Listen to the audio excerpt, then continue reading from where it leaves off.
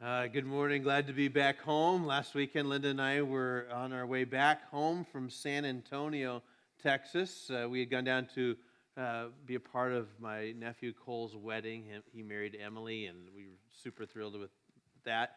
So we went down there. While I was there, I got to spend a lot of time in my hotel room. From Friday at 4 o'clock till Sunday morning at 9 o'clock. I got to look at the inside of a La Quinta room. I now know what that means. Blech. That's what La Quinta means. So, had a nice temperature and a few little other things happening in my body that caused me to miss the entire event. Thank you. So it's nice to be back home. I'm feeling much better. It was a long trip home, and it was kind of cool because as we were driving home, I was able to load the sermon on my phone and watch some of it, and it was kind of great. So I appreciate being able to do that as I was driving, listening to Tony. No, I wasn't driving at the time, but it's good to be back home. I want to let you know about our Christmas offering and our totals. We had let you know about our Christmas offering and the goals we needed to be able to get to. We needed, we're told to participate in the construction of the widening of 156th Street. It was $73,000 was the actual cost it's going to be. We hope that's what that's going to be. And so we'd ask you to help with that. And we knew that's kind of not too glamorous and things, so I didn't really have my hopes up. But you were very generous. We got $32,000 extra. $105,648,000. So yesterday, I kind of changed my mind when I heard that we don't want to build the road. I decided I don't want to build the road. So I went to the boat show yesterday. We have a boat. Yeah, it was like a lot more fun than a road. So, but thank you so much. We'll be determining some of the fun things we get to do with the money and how to advance the cause. But thank you so much for your generosity. When I was a kid, our youth group decided to do a musical because we were so cool, and so we did this musical called "It's Cool in the Furnace," and it's about Shadrach, Meshach, and Abednego. And we actually, I thought it was going to be super lame, but it actually kind of was a lot of fun. And we went to different churches and put it on. And I still remember a line that I had that went something like this. They thought we'd burn like homemade bread, but we didn't burn and we didn't run. And God just smiled and said, "Well done." And, after all this time, like 10 years ago, I was doing that. But it was a great time, and today we're going to take a look at some of the coolest guys in the Bible, even though they were in the hottest situation. Shadrach, Meshach, and Abednego, which I think is the coolest names in the Bible too, really showed what it was like to live a life that's powered up by God's Spirit. Let's take a look at Daniel chapter 3, verse 1. King Nebuchadnezzar made a gold statue 90 feet tall, 9 feet wide, and set it up on the plain of Dura in the province of Babylon. 90 feet high, 9 feet wide, gold at $1,000 an ounce. That'd be quite a deal. And Nebuchadnezzar, in chapter 2 of Daniel, we see that he was right on the verge of giving his life over to the God of Israel. He had a bad dream and was disturbed by it. And Daniel, a Hebrew, was able to interpret the dream and tell him what it was. And Nebuchadnezzar declared this: "Truly your God is the God of gods, the Lord of kings and the revealer of mysteries." Daniel is promoted to high-ranking official. Shadrach, Meshach, and Abednego as well are also promoted. In fact, I think that Shadrach, Meshach, and Abednego's prayers were being answered as they saw that this king who had been a tyrant and ruthless conqueror of nations perhaps would gravitate towards the God of the Hebrews and would discover what it would like to live in a community where fear and intimidation didn't rule the day anymore, but grace and love and strength from bowing down to a God that loves you would do that. So but he doesn't, and something turns sideways, and he decides, as he looked over his kingdom, I've got to unite these people somehow. There's lots of languages, lots of cultures, lots of religions. I'm going to unite them in a common religion, the religion of me. I mean, when you're a king, you really get to determine lots of things. And so he decided, we're going to unite all our nation under one God. And so they make this pilgrimage to the plain of Dura. There's leaders from all over all these nations that have been conquered. Now the leaders of these provinces are there, and the decree goes out to bow and to pay allegiance and to worship, or you will be killed by being burned alive. I mean, and sometimes I know when we talk about worship and how to engage people in worship and what would be a better way to help people get engaged in worship, I've often thought, well, maybe we just tell them we're going to burn them alive if they don't sing.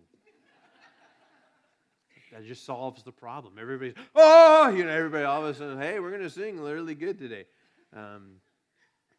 So this is kind of like the Olympic Games, where people from diverse backgrounds, economically, socially, religiously, and they're all gathering, and there's this transcendent kind of moment that nobody's ever seen in their lifetime when all these people groups have come together.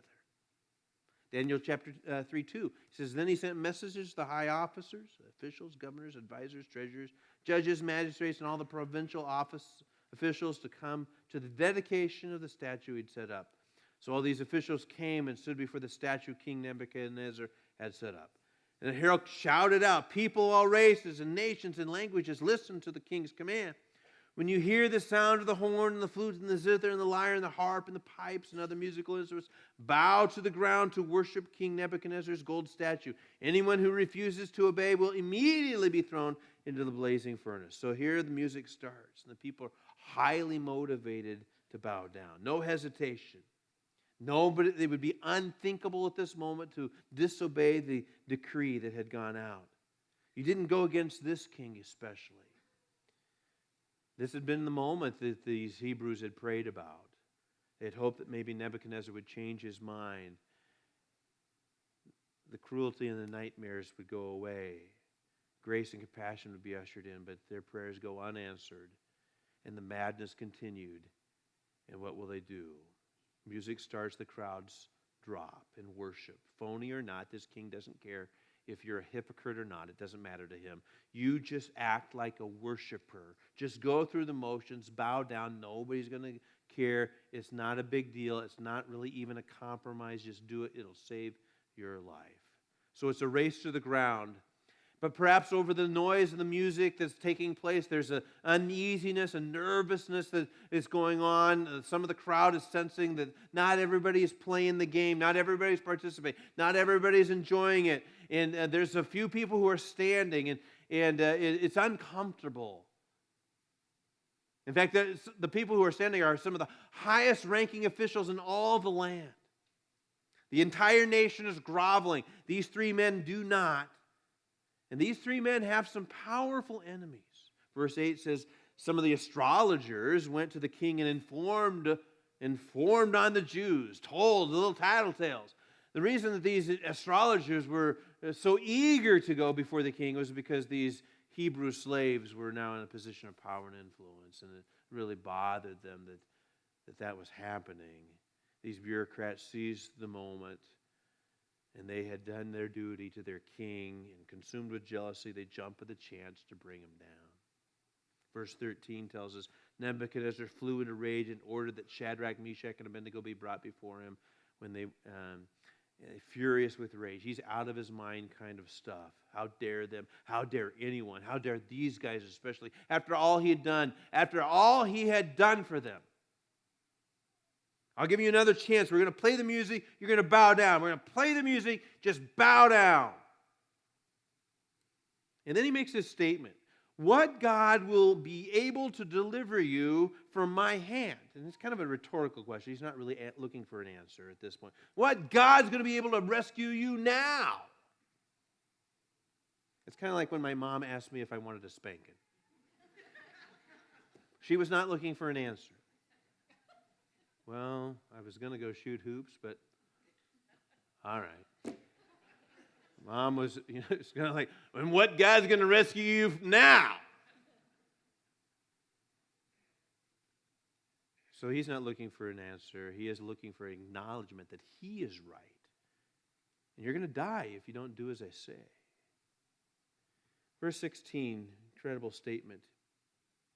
Shadrach, Meshach, and Abednego replied, O Nebuchadnezzar, we do not need to defend ourselves before you. Interesting. And they go on. It says, if we are thrown into the blazing furnace, the God whom we serve is able to save us. He will rescue us from your power, your majesty. But even if he doesn't, this is incredible, even if he doesn't, your majesty can be sure that we will never serve your gods or worship the gold statue you have set up. I think it's one of the greatest statements of faith in the entire Bible, ever uttered by a human being. Even if our God does not, and don't fool you, our God can rescue. The God who drowned the armies of the Pharaoh of Egypt can take care of this. The God who dropped the walls of the mighty city Jericho can take care of this. The God who dropped the giant Goliath with a little rock has not gone into hiding. He can take care of this. He can and still will rescue us. But even if he doesn't, isn't that a great statement? Even if he doesn't, we are not going to bow down. We will go through the fires of hell for you on this deal. And we will be willing to sacrifice our life, but we will not give in. I think of so many people over the years that I've watched and observed make similar statements of faith. I think of my wife, whose mom, when diagnosed with cancer, we began to deal with the just kind of, what's going on here, God? We talked a lot about it, and my wife never gave up on her mom and never gave up on her God. Never let go of him, even when God didn't answer the prayer. I know a lot of people over the years that have prayed similar prayers and didn't get the answers they had hoped for and promised God that they would do anything. And I'll give more, I'll go to church more, I'll do more. And when their prayers go unanswered, they turn their back on God. We rationalize a lot of choices, a lot of decisions that we make. And we may think, well, I'm in a marriage that's a major disappointment. And you prayed, please God, please help, please rescue. But even if you don't, I'm not going to compromise. I'm not going to give in. I'm not going to turn my back on you. We're asked to compromise all the time, just to bow down, fake it a little bit, just give in, no big deal. Compromise just a little bit on the money thing. You don't need to give God something this week. He understands. You had to purchase this. You'll catch up some other time. We're asked to compromise all the time so we can fit in just a little bit more. Bow down just a little bit. Go to this party and it's no big deal. Everybody, it's not a problem. You're not going to really, right? Will I honor God with my body? Will I serve him with full devotion even if I don't get what I prayed for? Oftentimes I hear faith more expressed like this. Well, if I get good news, if my day goes well, if I get the promotion, if she says yes, then I'm more likely to share my faith, more likely to give my money, more likely to serve in the youth ministry, more likely to help out around the church if I get what I want. See, there's lots of gods out there that are vying for our attention, trying to get us to get our eyes off of our God. Shadrach, Meshach, and Abednego say to the king, we're not going to bow down. And look what happens in verse 19. Nebuchadnezzar was so furious with Shadrach, Meshach, and Abednego that his face became distorted with rage.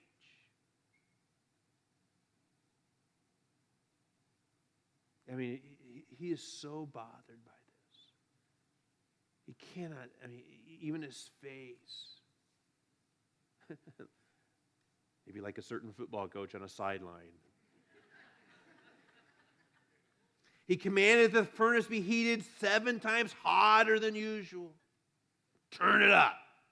Ordered some of the strongest men of his army to bind Shadrach, Meshach, and Abednego and throw them in the blaze. It's not enough just to have some army guy. It's the toughest, the strongest, the most forceful men. He's so mad. So they tied them up, threw them in the furnace, fully dressed in their pants, turbans, robes, and other garments. And because the king was in his anger, had demanded such a hot fire in the furnace, the flames killed the soldiers as they threw the 3 men in. It's so hot. Shadrach, Meshach, and Abednego, securely tied, fell into the roaring flames. Suddenly, Nebuchadnezzar jumped up in amazement, explained to his advisors, "Didn't we tie up 3 men and throw them in the furnace?" And I'm thinking they're going, is this a rhetorical question? Are we supposed to answer this? What do you think, King? How many do you think we threw in there? Somebody must have mustered up courage here. Yes, Your Majesty, we certainly did. Look, I see 4 men unbound, walking around in the fire unharmed. The 4th looks like a god.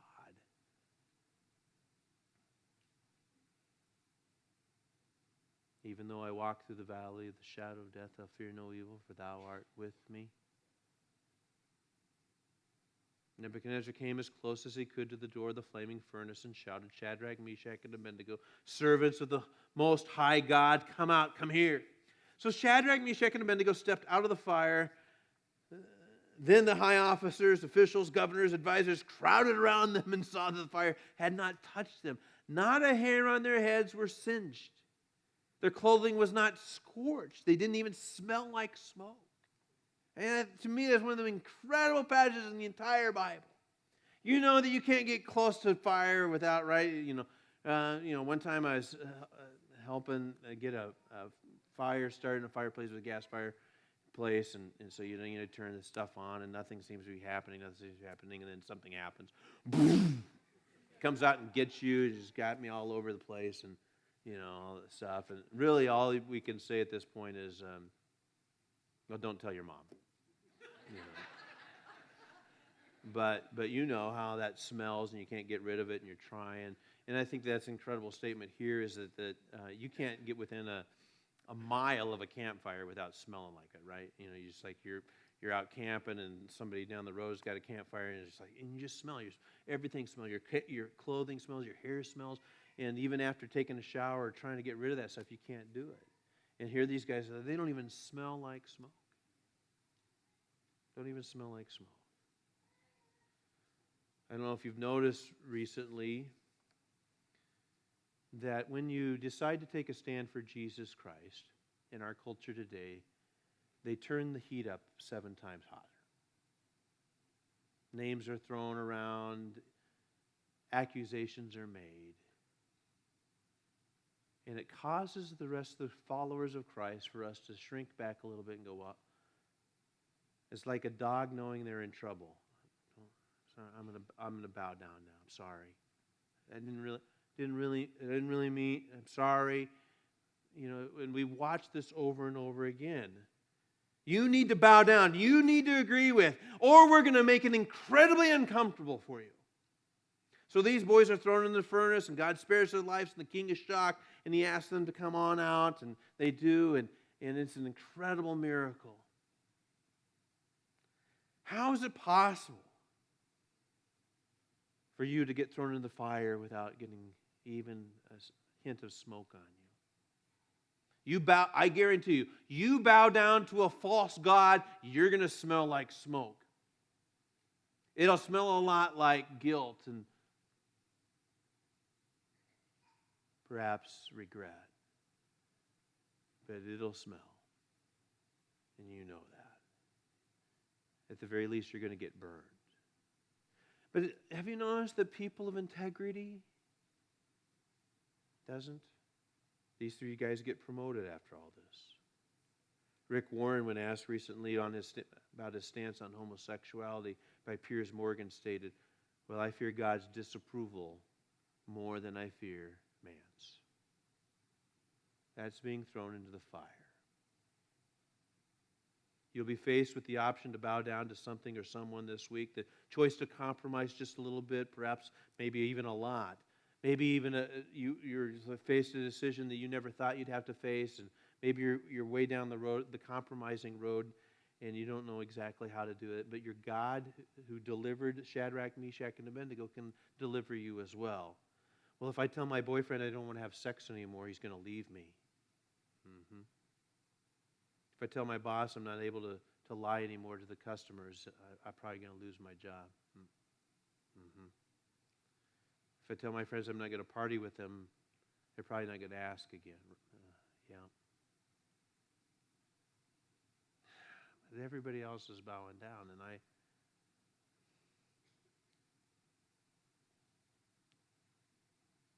don't know what to do. Well, God is still able to deliver you. But even if He doesn't, even if it means, right? Even if we know here, well, if I stand up for my faith, this is probably what's going to happen. Yep. Will you do that? Will you do that? And that's, well, maybe I just need to pray more. Maybe they won't ask me. Maybe I'm not going to have to. Maybe I'm not going to put in that situation. Okay. But it's kind of like Shadrach, Meshach, and Abednego going, God, please, change his mind. Change his mind. Don't put us in this situation. And that prayer didn't get answered either. And